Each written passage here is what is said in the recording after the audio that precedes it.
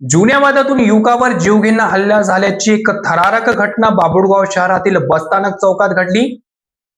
Police स्टेशनमध्ये report देण्यासाठी काय केला होता या कारणावरून झालेल्या जुन्या वादाचा वचवा काढण्यासाठी सुमारे 5 ते 6 युवकांनी जीवघेणा हल्ला चढवून मुन्ना उर्फ तौफिक सय्यद वय 25 वर्ष राहणार नेहरूनगर बाभुळगाव व चैतन्य राऊत राहणार बाभुळगाव यांना गंभीर जखमी केले.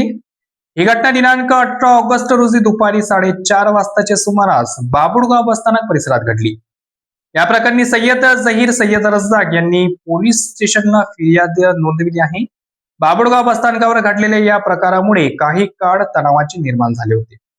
बाभुळगाव बसस्थानक चौकात मजुरीचे काम करणारा मुन्ना उर्फ तौफिक व अरमान अय्यूब खा पठाण हे दिनांक 14 ऑगस्ट रोजी रस्त्यालगत उभे असताना राजा उर्फ सुफियान व त्याच्या काही मित्रांनी रस्त्यावर उभे का राहिलात असे म्हणून शिवीगाळ करून वाद घातला होता.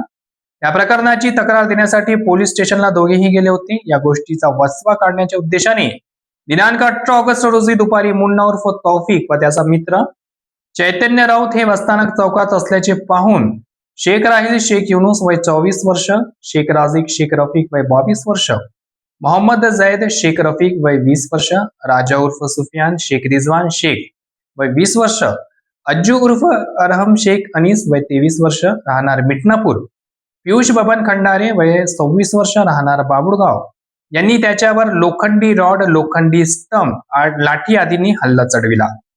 यात मुन्याच्या डोक्यावर बसणारा वार त्याने हाताने अडविल्याने हाताला गंभीर दुखापत झाली. तसेच त्याच्या हातावर, पायावर व शरीराच्या इतर भागावर जबरी प्रहार करून जखमी केले. मुन्नाजवळ असलेला 30,000चा मोबाईल फोडून नुकसान केले. या हल्ल्यात चैतन्य राऊत सुद्धा जखमी झाला आहे.